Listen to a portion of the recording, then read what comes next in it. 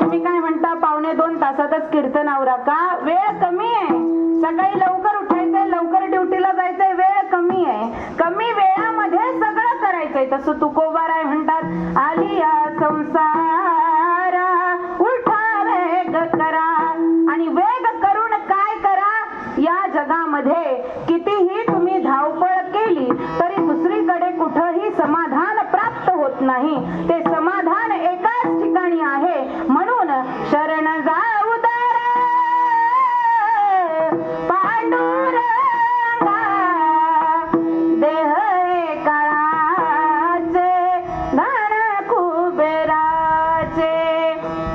शरण जाऊ दारा पांडुरंगा. का? या जगामध्ये माझ्या भगवान परमात्म्याशिवाय दुसरं असं कुणीच सुखी नाही. काय? अजिबात नाहीये. प्रत्येक जण म्हणतं मी सुखी. बंगला बांधल्यानंतर सुखी नाही, गाडी घेतल्यानंतर सुखी अजिबात नाही, रिटायर झाल्यावर सुखी. तरीही मागे धावपळ ही कायम असतेच.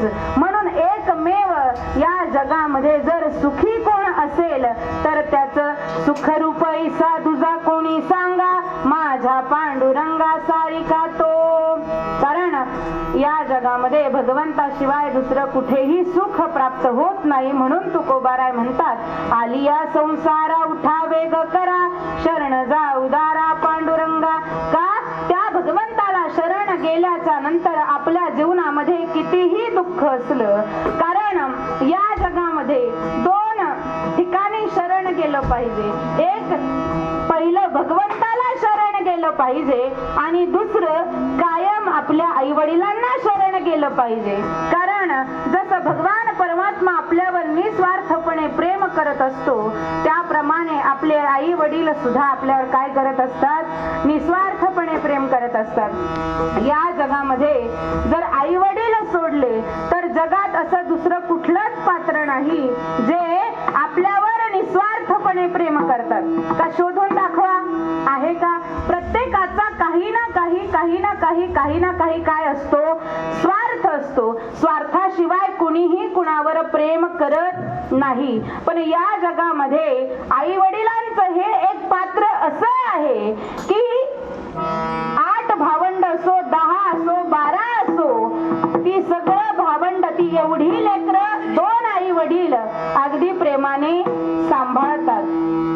पण ज्याप्रमाणे आपली 8 लेकरं ते आई वडील तरुणपणामध्ये प्रेमाने सांभाळतात, अगदी गरिबीत सुद्धा, तसं लेकरांचं कर्तव्य आहे की 8 जणां मिळून म्हातारपणामध्ये आपल्या आई वडिलांना सांभाळलं. का? जिये का माता पितरे तया सेवेसी कीर शरीरे लोन किजे. घरी माता पितरा धड बोली नाही संसारा, एर विश्व भरी आदरा मूर्खू जैसा. काही केलं का? पुंडलिकाच्या भावार्था वैकुंठाहुनी झाला येता. फक्त प्रेम कुणावर पाहिजे? आई वडिलांवर प्रेम पाहिजे. आईच्या कथा गाऊन गाऊन लोक दमली. कथा गाण्याची गरज नाही, कथा अनुभवात आणण्याची गरज आहे. भलेही वयामानाने आपले आई वडील जरी आपल्या विरोधात गेले, कारण बालपण आणि तरुणपण म्हणजे बालपण आणि म्हातारपण दोघांची अवस्था एकसारखी असते. फक्त एकाला आपण बालपण म्हणतो आणि दुसऱ्याला म्हातारपण म्हणतो. पण दोघांमध्येही आपल्याला कुणाचं तरी बोट धरून चालण्याची काय असते? गरज असते. आणि या म्हणून ज्या आई वडिलांनी आपल्याला 8-10 भावंडांना आपल्याला तरुणपणामध्ये सांभाळलं, त्यांना सांभाळण्याची फार गरज असते.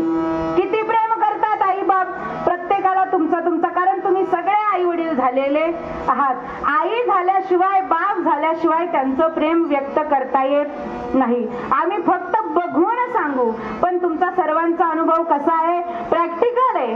आणि थेरी बरोबर जीवनामध्ये प्रॅक्टिकल जास्त गरजेचं असतं, है की नाही? सायन्स वाल्यांना थेरी बरोबर प्रॅक्टिकल सुद्धा जसं करावं लागतं, तसं पुस्तकी ज्ञान असून चालत नाही. त्याबरोबर निदान आई नाही झालं तरी माणसाचं काळीज, हे माणसाचं अंतःकरण हे आईच्या काळजासारखं असलं पाहिजे. विठ्ठल विठ्ठल.